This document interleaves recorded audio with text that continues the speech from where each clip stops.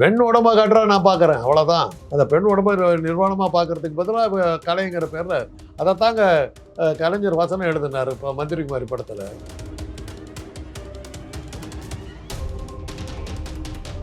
பூ அழகாக இருந்து வண்டு வரத்தான் செய்யும். பூ வந்து கோச்சுக்குமா வந்துக்கிட்ட ஏன் வந்தேன்னுமா, நீ ஏன் அழகாக இருக்கிற, சரி சரி அது பண்ணாதான் நான் வாய்ப்பு கொடுப்பேன்னு சொன்னாங்க, பிடிக்கல இல்லை நான் வரலன்ட்டு போக வேண்டியது.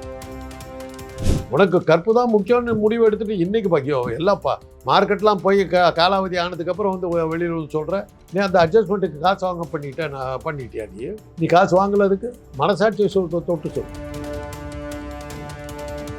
அவருக்கு மார்க்கெட் ஏற்றுறாங்க. இதில் பேர் அடிப்படலைன்னா நமக்கு தாங்க ஆச்சுங்க, நடிகனாக இருக்கிறவனுக்கு தான் ஆச்சுங்க. நடிகையே சீந்தலை பாரு, அவன் கூட நடித்த நடிகை கூட இவனை சீந்தலைனாக்கா அவன் எப்படி ஹீரோவான்? எவ்வளவு பண்ணிவிட்டு வந்து கட்டாயத்தினால் இதனால் கதை கேட்டதுனால் நடிச்சுவிட்டல, அவ்வளோதான் மேம். அப்படின்னா என்ன அர்த்தம்? சம்மதம் இல்லைன்னா ஒத்து போக முடியுமா? அட்ஜஸ்ட்மெண்ட்னு தான் சொன்னாங்க, அட்ராசிட்டின்னு சொல்லுங்க.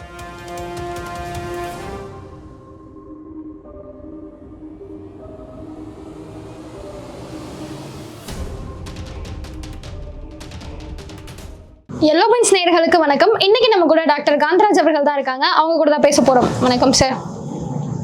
சார், இந்த மலையாள சினிமா இண்டஸ்ட்ரி அந்த இஷ்யூ தொடர்ந்து நடந்துகிட்டே இருக்கு. அந்த ஹேமா கமிட்டில இருந்து ஒரு சில அறிக்கைகள் வெளியிடவும் பல பேர் வந்து அவங்களோட பதவியை ராஜினாமா பண்றாங்க. நாளுக்கு நாள் ஒவ்வொரு நடிகர் மேலேயும் புகார் வந்துட்டே இருக்குல்ல சார், இதை எப்படி பாக்குறீங்க? 1000 தடவை சொல்லிட்டேன். ஒரு விஷயம் நல்லா தெளிவாக தெரியுது. நடிகர்களை பற்றியோ நடிகைகளை பற்றியோ சொல்லிட்டாக்கா உலகமா யுத்தமே வந்தால் கூட தமிழ்நாட்டில் நம்ம கவலைப்பட மாட்டோம். நடிகைகளை பற்றி பேசிக்கிட்டு தான் நம்ம இருப்போம். பக்கத்துலேயே அணுகுண்டு வெடிச்சா கூட நம்ம கவலைப்பட மாட்டோம்னு தெரியுது. இன்றைக்கி பொறுப்பிறக்கிற விஷயமா அது. ஒரு சினிமா உலகங்கிறது ஒரு கவர்ச்சி உலகம். அதில் ஆணு பெண்ணு நெருக்கமாக இருக்கிறதுக்கான வாய்ப்புகள் மிக அதிகம். அது மாதிரி தொழில்கள் வந்து எடுத்திங்கன்னா இப்போ எங்கள் மருத்துவ தொழில் இருக்குது. எங்கள் மருத்துவ தொழில் சினிமாவுக்கு ஈக்குவலாக நெருக்கமாக இருக்கக்கூடிய தொழில். அங்கே வந்து டாக்டர்ஸ் ஆம்பளைங்க, lady doctors, nurses, assistant nurses, ஆயாக்கள், பேஷண்ட்டை பார்த்துக்க வர்ற இவங்க, இவ்வளவு பெண்களுக்கு மத்தியில் ஆண்கள் இருக்கும். இந்த மாதிரி இடங்கள்ல எல்லாம் வந்து இது வேற வழியே கிடையாது. எங்கள் தொழிலில் வந்து பெண்கள் இல்லாமல் நடத்த முடியாது. அதை நடத்தி பார்த்தாங்க. இப்போ டெல்லியில் வந்து வெலிங்டன் ஹாஸ்பிட்டல் வந்து லேடி வெலிங்டன் ஹாஸ்பிட்டலில் வெறும் பெண் டாக்டர்ஸே வச்சாங்க, சரியாகலை. அங்கே வந்து கணவனோட வரும்போது கணவனுக்கு இன்னொரு ஆஸ்பத்திரிக்கு போனதெல்லாம் நடக்கலை. அப்புறம் தான் அதெல்லாம் நடக்கலை. பெண்களுக்குன்னு பிரசவ ஆஸ்பத்திரியை தவிர வேறு எல்லா ஆஸ்பத்திரிலையும் ஆண்களை சேர்த்து தான் பார்க்க வேண்டியது. உலகம் முழுவதும் அது மாதிரி தான் இருக்குது. அது மாதிரி சினிமாவும் அது மாதிரி தான். இப்போ இந்த பிரச்சனைக்கு ஒரே தீர்வு என்னன்னா, சினிமாவில் வந்து கதாநாயகி இப்போ ரோல் இருக்கக்கூடாது அப்படின்னு பண்ணிடணும், இல்லாட்டி கதாநாயகன் ரோல் இருக்கக்கூடாதுன்னு பண்ணணும். ஒரு படம் வந்தது, ஜோதிகா தபு எல்லாம் நடித்த ஒரு படம். அதில் ஆண்களே கிடையாது, முழுக்க பெண்களை வச்சு எடுத்தாங்க. ஆனால் அதே சமயத்தில் பெண்களே இல்லாமல் படம் எடுக்கலை. ஒரு படம் வந்தது, உயிர்னு ஒரு படம். முத்துராமன் மட்டுமே நடித்தார் படம் முழுக்க. ஒரு ஒன் மேன் ஆக்டிங். ஏஎஸ் பிரகாசங்கிற டைரக்டர் எடுத்த படம். ஒரே ஆள், படம் முழுக்க அவரே தான். ஆரம்பத்துலேருந்து எண்டு வரலாம் அவரே டயலாக் பேசிக்கிட்டே இது பண்ணி எடுத்து முடித்தாங்க. அது உலக ரெக்கார்டு. அது அதே மாதிரி யாதின்னு ஒரு படம் எடுத்தாங்க. ஆனால் அதில் வந்து சஜஷன் வரும், பெண்கள் இருக்கிற மாதிரி. இதில் சஜஷன் கூட இல்லாமல் எடுத்தாங்க. அந்த அளவுக்கு அந்த படங்கள்லாம் பரீட்சார்த்தமாக எடுத்தாங்களே ஒழிய கமர்ஷியலாக எடுக்க முடியாது. சினிமாவுக்கு போகிறதே வந்து ஒரு பொழுதுபோக்கு தான் போகிறோம்.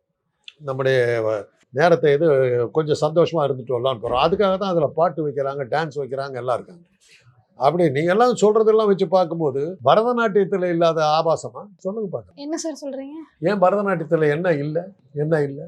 உடம்பை பூரா குலுக்கிக்கிட்டு ஆடுறாங்கம்மா. உடம்பு முழுக்க பரதநாட்டியத்தில் பயன்படுது. தண்ணி குடத்தை எடுத்து குளிச்சு அழுக்கி வாடி அப்படின்னு ஒரு பாட்டு இருக்கு. அந்த பாட்டுக்கு அபிநயம் பிடிப்பாங்க. அதெல்லாம் வந்து நடன சிலைகள்லாம் இருக்குது, பாருங்க எப்படி இருக்குதுன்னு பாருங்க. அது ஏன் பெண்கள் ஆட சொல்றாங்க, ஆண்கள் ஏன் ஆடுறது? பெண்களுக்கு என்ன காரணம்? அவங்க போட்டிருக்கிற அந்த உடைகள்லாம் எப்படி போடுறாங்க? கவர்ச்சியாக தான் போடுறாங்க. அப்போ பரதநாட்டியத்தை பேன் பண்ணுங்க. ஆபாசம் தானே அது, பார்க்குற கண்ணு தானே இருக்குது. கலை உணர்வோடு பாருங்கள். நாங்கள் கலை உணர்வோடு தான் பார்க்குறோமா? நாங்கள் பெண் உடம்பை காட்டுறா நான் பார்க்குறேன், அவ்வளோதான். அந்த பெண் உடம்பை நிர்வாணமாக பார்க்குறதுக்கு பதிலாக கலைங்கிற பேரில் அதைத்தாங்க கலைஞர் வசனம் எழுதினார் இப்போ மந்திரிக்குமாரி படத்தில். கொள்ளை எடுப்பது கலையப்பான்னுவாங்க வில்லன் அப்போ அவங்க அப்பா கிட்ட. அது எப்படிப்பா ஆகும்? கொள்ளை அடிப்பது தவறு இல்லையா? அதுக்கு அந்த வில்லன் சொல்லுவான், காமத்தால் கட்டுண்டு கிடக்கின்ற காதலர்களை ஓவியமாக்கி வைக்கிறான் ஓவியன், அங்கே காமம் கலை என்ற பெயரால் விளையாகிறது. காமத்தால் கட்டுண்டு கட்டி பிடிச்சிக்கிட்டு இருக்கிறத வந்து ஒரு ஓவியமாக வரைகிறான். அது வந்து அந்த என்ன அழகா பண்ணியிருக்கான் பாருங்க. அஜந்தா எல்லோராவில் என்ன இருக்குமா? செக்ஸு. கஜுராகோங்கிற ஒரு கோயில் முழுக்க முழுக்க செக்ஸு. அதெல்லாம் இடிச்சு தள்ளிடுவீங்களா? கோயில் சிலைகள்ல இல்லாத ஆபாசமா? அம்மன் சிலையில் எந்த அம்மன் சிலைக்குமா சேலை இருக்குது? அதெல்லாம் ஆபாசம்னு இது பண்ணுவீங்களா? ஆண் வர்க்கம்னு ஆண்களுடைய வக்கரம்னு சொல்லுவீங்களா? இதெல்லாம் வந்து இதுக்கெல்லாம் நீங்கள் காரணம் காட்டிங்கன்னா முடியாது. பூ அழகாக இருந்து வண்டு வரத்தான் செய்யும். பூ வந்து கோச்சிக்குமா வந்துக்கிட்ட ஏன் வந்தேன்னுமா? நீ ஏன் அழகா இருக்கிற? சார் அதுக்கு ஒருத்தவங்க நடிக்கணும் அப்படின்னு போகும்போது அந்த இடத்துல அதை வைக்கக்கூடாதுல்ல சார். நான் ப்ரொஃபஷனுக்கு வரேன், இதை பண்ணாதான் உனக்கு அது வாய்ப்பு கொடுக்கணும் அப்படின்றத அந்த வைக்கக்கூடாது. ப்ரொஃபஷனில் அது தேவைப்படுது. சரி அது பண்ணாதான் நான் வாய்ப்பு கொடுப்பேன்னு சொன்னாங்க. பிடிக்கல இல்லை, நான் வரலன்ட்டு போக வேண்டியதானே. சில இடத்துல கட்டாயப்படுத்தி வைக்கிறாங்க ஏன் சார். அப்படி? அது என்ன கட்டாயப்படுத்துறேன்றது வந்து சும்மா நீ பண்ண தப்புக்கு அடுத்தவங்க மேலே பழிய போடாது. கட்டாயப்படுத்துற எல்லா பொம்பளையும் வந்து தப்பு பண்ணிட்டாளா? போடா சேர்த்தான் பல்ல உடப்பாண்டாம்பா. ஏன் சொல்லல? சில பேரோட சுச்சுவேஷன் அந்த மாதிரி வருது இல்ல அது சார். அந்த சிச்சுவேஷன் அட்ஜஸ்ட் பண்ணல. அது கூட அவங்க வந்து கொடுத்துருக்கிறது அந்த பாயிண்டே எனக்கு ரொம்ப பிடிச்சது. அட்ஜஸ்ட்மெண்ட். அவங்கள குற்றம்னு சொல்லல, அவங்களோட ஒத்து போயிட்டோம் அப்படின்றாங்க. அப்படின்னா என்ன அர்த்தம்? சம்மதம் இல்லைன்னா ஒத்து போக முடியுமா? அட்ஜஸ்ட்மெண்ட்னு தான் சொன்னாங்க, அட்ராசிட்டின்னு சொல்லலை. ஆக அவங்களே ஏற்றுக்கிறாங்க. நாங்கள் அட்ஜஸ்ட் பண்ணிக்கிட்டோம், கட்டாயத்தினால அட்ஜஸ்ட் பண்ணிக்கிட்டோம். கட்டாயப்படுத்தினா நீயே அட்ஜஸ்ட் பண்ண முடியாதுன்ட்டு வெளியே போகலாம் இல்லை? அவங்க எந்த சூழ்நிலையில இருந்தாங்க அப்படின்னு நமக்கு எந்த தெரியாது. சூழ்நிலை இருந்தா என்னம்மா? உனக்கு கற்பு தான் முக்கியம்னு முடிவு எடுத்துட்டு இன்னைக்கு பாக்கியம் எல்லாம் மார்க்கெட்லாம் போய் காலாவதி ஆனதுக்கு அப்புறம் வந்து வெளியில் வந்து சொல்ற நீ அந்த அட்ஜஸ்ட்மெண்ட்டுக்கு காசு வாங்க பண்ணிட்டியா? நீ காசு வாங்கலதுக்கு மனசாட்சியை தொட்டு சொல். ஒருவேளை அப்ப சொல்றதுக்கான இடம் கிடைக்காம இருந்திருக்கலாம், இந்த அளவுக்கு மீடியா இல்லாம இருந்திருக்கலாம். அட்ஜஸ்ட் பண்ணிட்டீங்களா இல்லையா அவ்வளவுதான் கேள்வி. இதுக்கு காரணங்களை இப்ப நீங்க வந்து சொல்லிட்டு இருக்கீங்க. எல்லா பெண்களுக்கும் அதே தான்மா, எல்லா ஆண்களுக்கும் அதே தான். டைரக்டர் சொல்றாரு இன்னும் கொஞ்சம் கவர்ச்சியா வாங்குறாரு, உடனே நீ கவர்ச்சி காட்டுறல்ல. பார்த்துருக்குமே ஷூட்டிங்ல. ஏன் அப்படி வர்றீங்க? அந்த ட்ரெஸ் கொடுக்குறாங்க மலையில நனைகிற காட்சிக்கு. மலையில நனைகிற காட்சி என்னத்துக்கு வருது? அது வெள்ளை ட்ரெஸ்ஸில் மலையில ஏன் நனையணும்? எந்த பொண்ணு வந்து வெள்ளை ட்ரெஸ் போட்டுக்கிட்டு மலையில நனைஞ்சிக்கிட்டு பாட்டு பாடுறா? சொல்ல வேண்டியதானே, இதென்னா இது ஆபாசம் என் உடம்ப காட்டுறதுக்காக எடுக்கிறேன், நான் நடிக்க மாட்டேன்னு போக வேண்டியதானே. நீச்சல் ஓட்டையில் நடிச்சிங்கல்ல, அப்புறம் எல்லாத்தையும் பண்ணிவிட்டு கட்டாயப்படுத்தினாங்க. சார் அது நடிக்கிறாங்க, அது வேற இது வேற இல்ல சார். நடிக்கிறதுல உடம்ப காட்டுறது என்னமா நடிப்பு? அவன் நீச்சல் குளத்தில் குளித்தாலும் சொல்லிட்டு போயிருக்கலாம். லீடர்னு ஒரு படம் வந்தது இந்தியில, வைஜெயந்திமாலா கதாநாயகி இளவரசியா வருவாங்க. அதுல அவங்க வந்து நீச்சல் உடையில இருக்கிற மாதிரி ஒரு சீன் அந்த படத்துல காட்டுறது இல்லை. எப்படி காட்டுறாங்கன்னா ஒரு ஸ்டில் போட்டோ அதை காட்டி, இளவரசியா இருக்கிற நீ வந்து இந்த நீச்சல் உடையில வந்தா நாட்டு பிரஜைகள் என்ன நினைப்பாங்கன்றதான் அந்த சீனை வந்து அவங்க டைரக்டர் நினைச்சிருந்தாக்கா அந்த வைஜெயந்தியை வந்து நீச்சலுடைய காட்சியில் வந்து நடிக்க சொல்லி இப்போ எடுத்துருக்கலாம். அவர் எடுக்கல.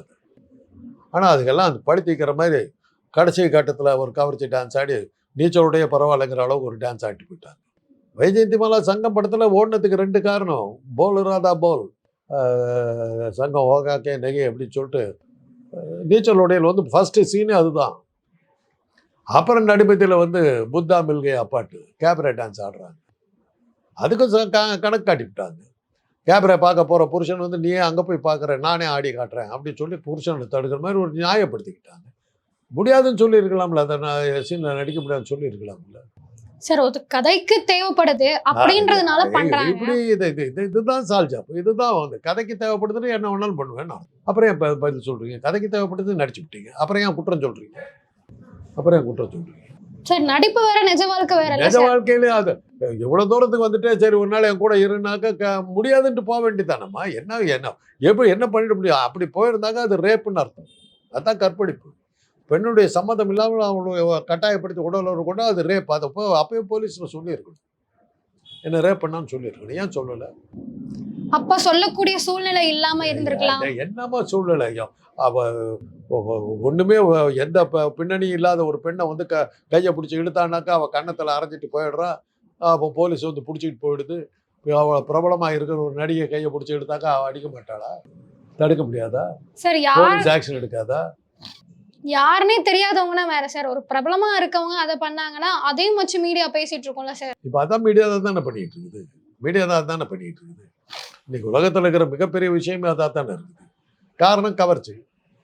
இதில் நடிகைகளே இல்லாமல் இருந்திருந்தாக்க நம்ம ஏன் பேச போகிறோம்? இப்போ என்னத்துக்காக இதை வந்து பார்க்க போகிறாங்க?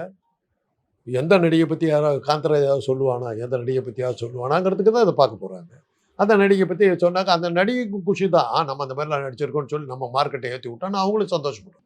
சார் அவ மலையாள இண்டஸ்ட்ரியில் இருக்க ஆட்கள் மேலே கம்ப்ளைண்ட் வச்ச மாதிரி இப்போ ரியாஸ் கான் இருக்கார்ல சார், அவர் மேலேயும் ஒரு நடிகை வந்து குற்றச்சாட்டு வச்சிருக்காங்க சார். எனக்கு பிடிக்காதவங்க மேலாம் குற்றச்சாட்டு சொல்லிட்டு போக வேண்டியதாங்க. ரியாஸ் கானுக்கு மார்க்கெட் ஏறுது, அவ்வளோதான். அட மறந்து போன ரியாஸ் கான் அவன் இவ்வளோ பெரிய சாமர்த்தியச்சாலே வாப்பாட்டுக்கு உள்ளே கூப்பிட்டுக்குவாங்க, அவ்வளோதான். அவருக்கு மார்க்கெட் ஏற்றுறாங்க. இதில் பேர் அடிப்படலைன்னா நமக்கு தாங்க ஆச்சுங்க, நடிகனாக இருக்கவனுக்கு தான் ஆச்சுங்க. நடிகையே சீந்தலை பாரு, அவன் கூட நடித்த நடிகை கூட இவனை சீந்தலைனாக்கா அவன் எப்படி ஹீரோவாக இருக்கும்? ஆனால் அவங்களுக்கு பெருமை தானே.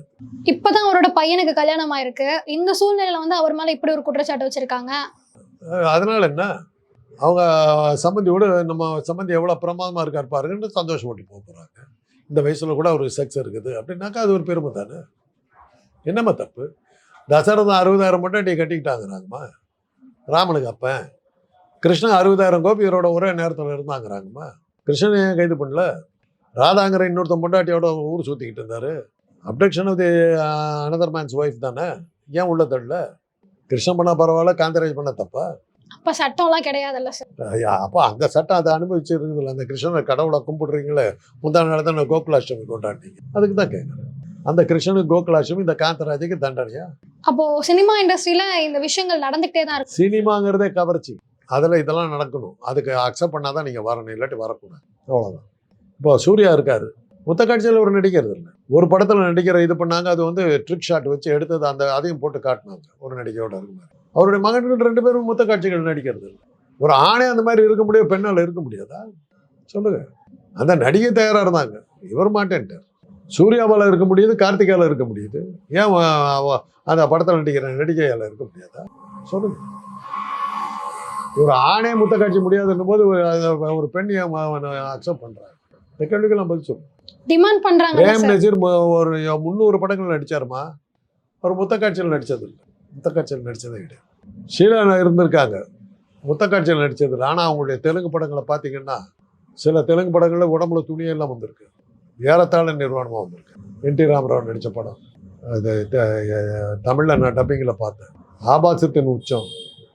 அது அவங்க தான் மலையாளத்தில் வந்து புடவை கட்டிக்கிட்டு பதிவிரதான் நடித்தாங்க. இப்போ அதுலேயும் மலையாள படங்கள்லேயும் பயங்கரமான படங்கள்லாம் நடிச்சிருக்காங்க. தமிழில் வந்து புடவையை போத்திக்கிட்டு இருந்த சுஜாதா வந்து தெலுங்குல மலையாளத்தில் வந்து ஃபுட்பால் சாம்பியன்ற படத்தில் உடம்புல துணியே இல்லாமல் நீச்சலுடைய காட்சிகளும் அது இதுவும் அட்டகாசமாக ஆக்ட் பண்ணாங்க. இவ்வளவு பண்ணிவிட்டு வந்து கட்டாயத்தினால் இதனால் கதை கேட்டதனால் நடிச்சு விட்டல, அவ்வளோதான் மேட். எங்களோட இணைந்து பல்வேறு கருத்துக்களை பகிர்ந்தமைக்கு நன்றி சார்.